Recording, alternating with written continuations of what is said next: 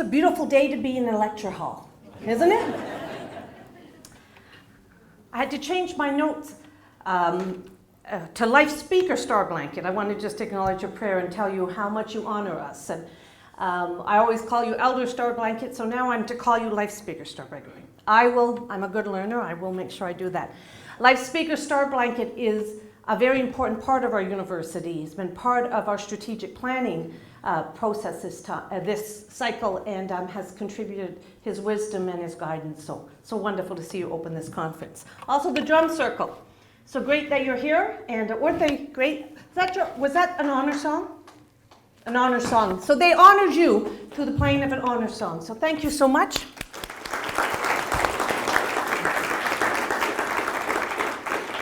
I just want to take a moment just to acknowledge that the University of Regina is located on Treaty 4 and Treaty 6 territory lands, and we are guests in those lands. And that's an important part of our past, but it's more important that is a part of our future, and we need to acknowledge that. I want a special welcome to all of you from outside Regina and Saskatchewan. Can you put your hand up and show me how many are from away? Great.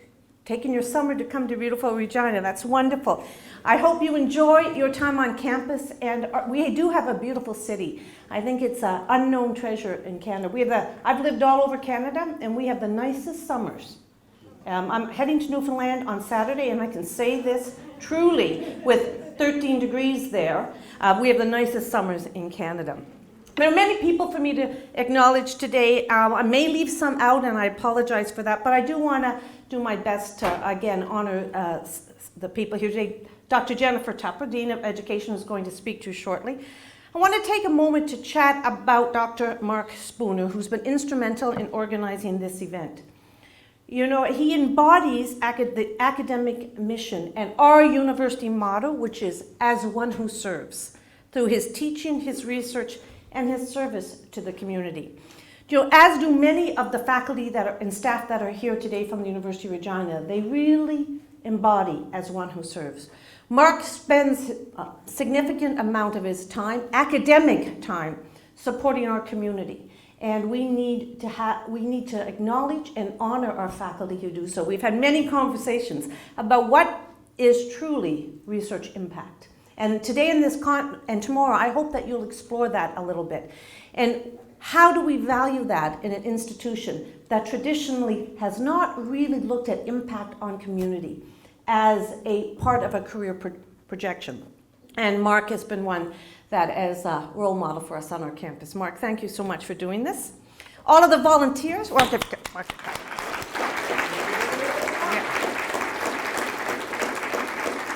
all of the volunteers who put their time in to make this a great two-day event for you. I want to acknowledge them. We have some the fabulous speakers. I'm going to stay as much as I can throughout the next 2 days. I will have to step out, in particular tomorrow, but I think it's a great slate of speakers. So welcome to all the speakers, and I'm looking forward to hearing your wisdom, guidance, and disruptions. I think we're going to have some of those. Dr. Chad Gaffield's here, past president of SSHRC, and Chad, can you just give a wave? Where are you? Way in the back.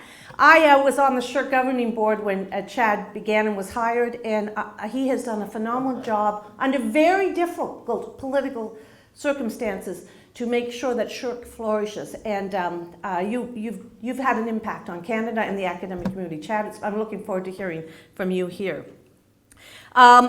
Faculty members, students that are here, and some of my fellow university presidents who are here today I want to acknowledge. Gervin Ferron from Brandon University, give a wave, is here. Ralph Nielsen from Vancouver Island University, he may be slipping in later because I got a note he was running late. Rob Summerby Murray from St. Mary's University, 8 days on the job? Something like that. Tom Wegar, who is from Cumberland Regional College here in Saskatchewan. Tom, where are you? We're here. So to me, it's so impressive. As president, to come to a conference with such a rich agenda on my own university, I understand, but to have presidents from across Canada come, I think giving their time here, as faculty have done, I think I just want to thank you, because I think this will give you lots to think about, the conference, because we have relevant and timely questions to deal with as academics. What counts as scholarship? I chatted to you that's a conversation Mark and I have a lot. Questions of accountability. My life as a university president, I'm entering year 8, has changed dramatically in the last 8 years. When I first came, the conversations we had on the senior management team were very different than they are now. And issue management dominates a president's discussions with his or her senior team now. And instead of scholarship and teaching, which is, for me, disturbing and concerning. However, I still think we do need to recognize accountability is important. I always think that my mother's taxes pay for our salaries and the privilege that we have to explore things we're passionate and love about. So that audit and accountability culture is an interesting one, and I'm looking forward to the discussions about that here. How can we measure research impact? What are the measurements that we use that are going to be equitable, not equal, equitable for all our faculty? And what research is legitimate? And is there any research that is not legitimate? What changes can we make in evaluation? What about the tenure and promotion path that we have structured for our faculty? Is it enabling or is it destructive? And where's the balance that we need to find? Those are the questions you're going to answer for me in the next day and a half. And I'm really looking forward to it, because you're going to give me all of those answers. But just like all of you, I'm a participant because I have a strong interest in those questions. And not just because I'm a university president, but also because I view myself as a teacher, researcher, and someone who promotes engagement with and relevance to our larger communities. And we need to care deeply about our communities. I've been working harder to do more op-ed pieces, to speak out on issues that are important to me, and that's at a risk, to the university and to myself, because many people don't share the views that I have. And my views as president may not be the views of my faculty and staff. So how can I speak out and yet take positions in society that reflect the values of this university, but cannot and do not reflect everyone's values? Really interesting times for us to look at. We have a new strategic plan at the university, Peyakaskikigawi now, which means together with Mother Earth. And it was our life speaker, Noel Starblanket, who got the name for us, and it means we are stronger together. That's how we interpret it, though it's not the exact name, but you have said that's one we could use. And in that plan, we have indigenization. I have so much to learn about that and how we can truly indigenize a campus, or can we indigenize a campus? I'm not sure. So those are questions we're learning. Research impact and engagement with community. student success and sustainability. That is our strategic plan. Sounds so simple, but each one of those 5 aspects are very, very complex. And this discussion, that's why I'm going to spend a day and a half with you, fits well with the objectives of our strategic plan and will help me and my colleagues here today think about or get very confused about how to implement the plan. You know, I think universities are the best institutions on earth. I grew up in Labrador in a small mining community, and no one in my family had gone to university. My dad was a coal miner, my 2 grandfathers were coal miners. And I can remember my roommate at Acadia University, Nova Scotia, was telling me that her aunt was a university professor in University of New York City. And I was in awe. I thought, you have an aunt that's a university professor? Like, you are so important and you're so smart. I was just mesmerized that she had an aunt that was a university professor. I think about that all the time, especially when I meet new students and they're so excited and they're here on our campus in a university, in a place that should challenge them, should confuse them, should enable them, and should honor them. And universities have done all that for me, and some negative things too. But they've done all that for me because universities are not perfect. They are fabulous institutions, but we must always be open to dialogue, and we must always be open to change. And this era of accountability means we are going to have to pay attention, because the privileges we have in our work life, this is where I get a bit disruptive for you, I think are going to be challenged. I presented to a Treasury board, and what they wanted to talk to me about was the value we get because of sabbaticals in the university. What did it cost taxpayers for our faculty to have sabbaticals? How could I measure the value that society got from sabbaticals? What helped me understand tenure?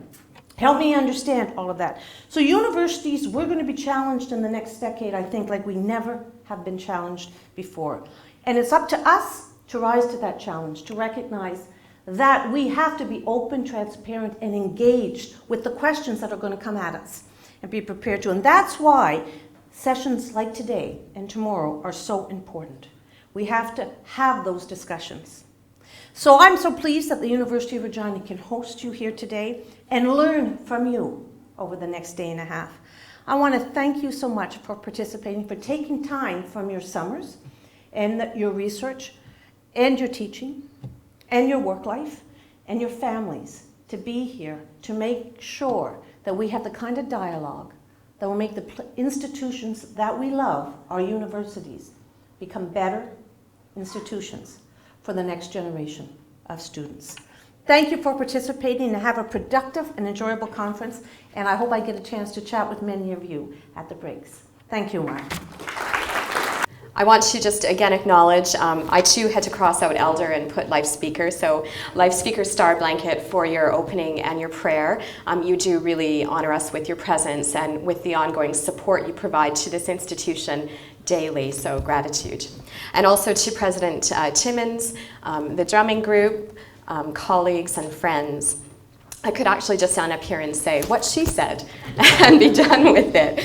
But I am going to first acknowledge that we are on, as Vianne said, Treaty 4 and Treaty 6 territory. I think it's always important to not just say it, but to think about the meaningfulness of the land on which we live and we work, that our privileges are directly connected to every day. And also, we are here in the province of Saskatchewan, which many of you may or may not know is the home of the first socialist government in North America.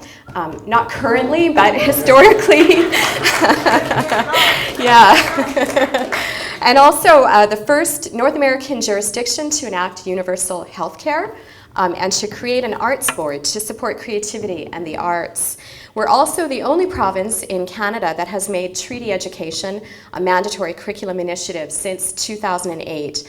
So I offer this background to situate the symposium, to illustrate how public engagement creates possibilities for innovation and transformation, and how in this place, in this province, radical change has been not only imagined, but enacted. So I am hopeful for those reasons.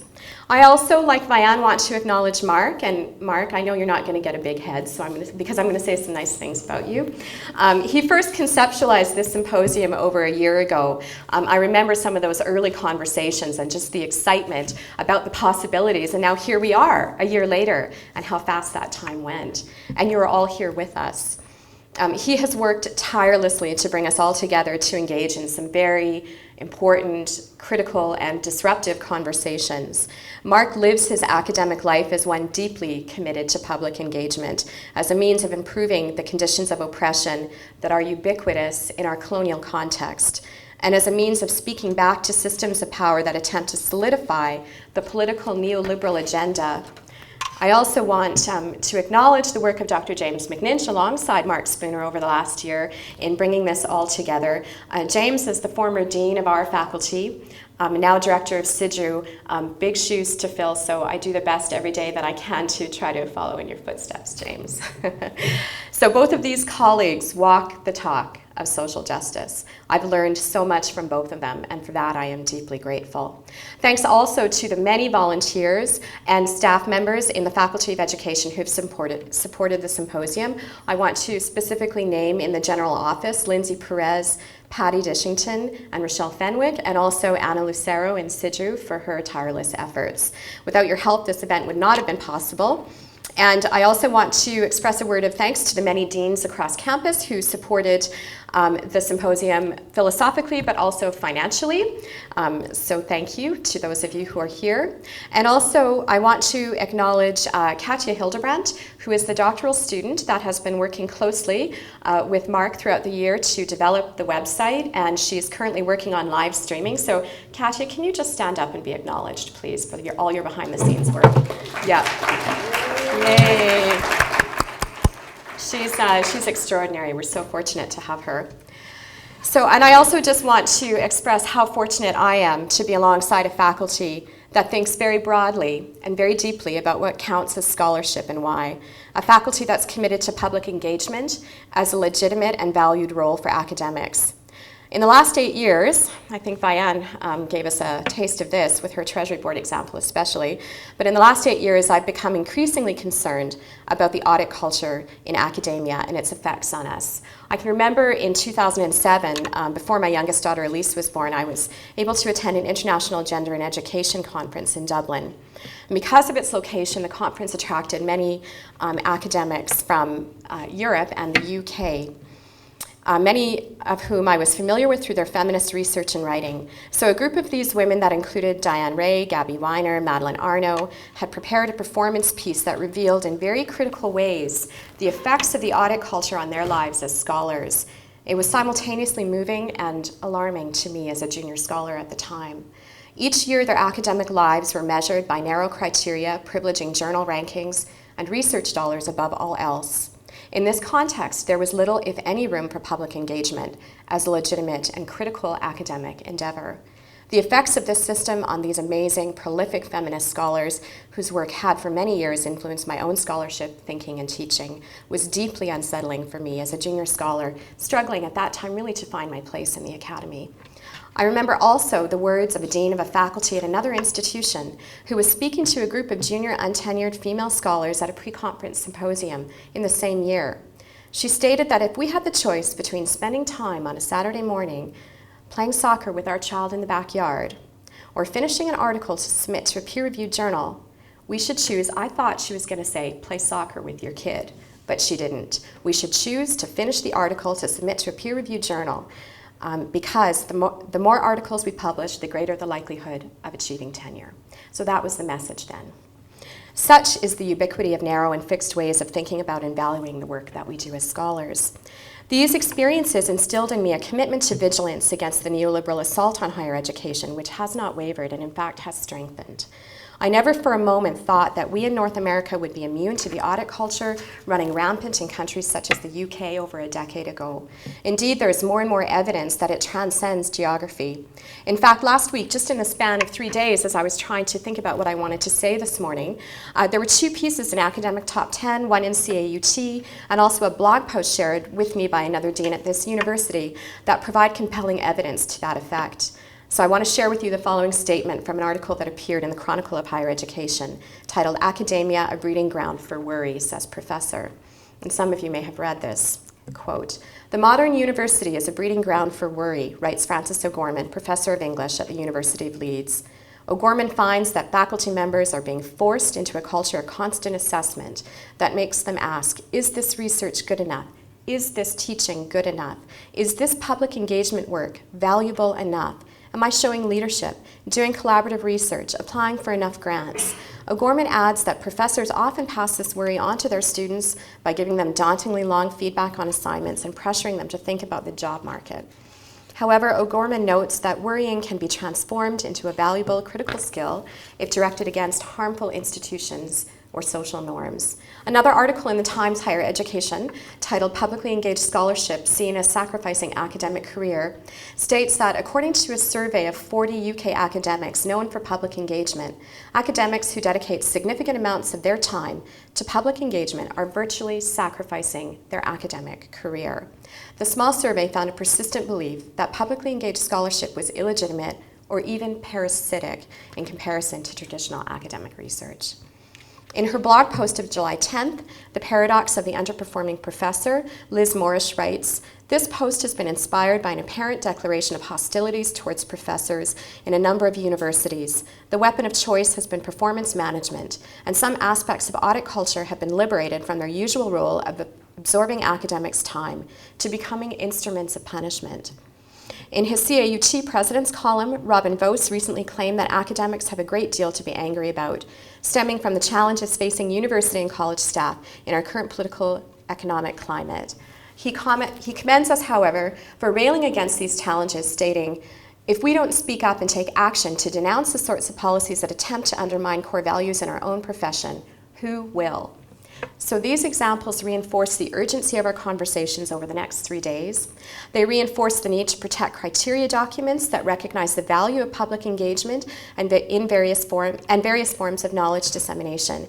In our faculty, we have a criteria document that I'm very proud of and happy to stand behind. It acknowledges that the work we do in its myriad forms cannot be measured by traditional metrics such as the Thomson Reuters Journal Impact Factor, so often used by institutions in performance measurement frameworks. How, for example, can we possibly quantify the effects of anti-oppressive education on teacher candidates and learners in classrooms across the province, the country, and the world?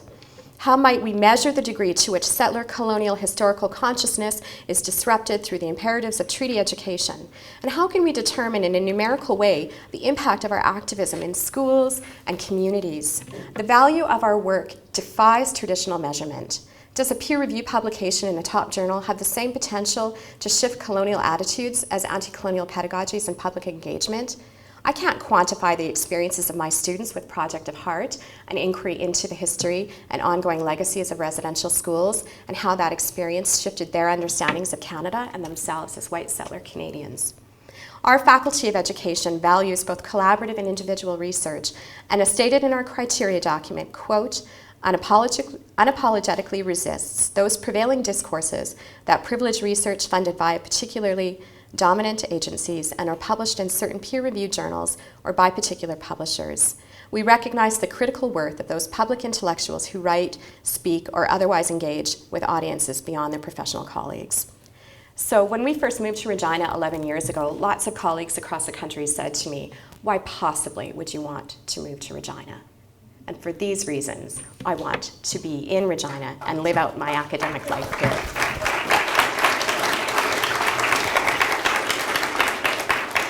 So, thank you for being here, for your willingness to speak up, to participate in what will undoubtedly be a rich and fulsome conversations, and for your commitment to the ideals of universities and your engagement with the symposium. Thanks very much.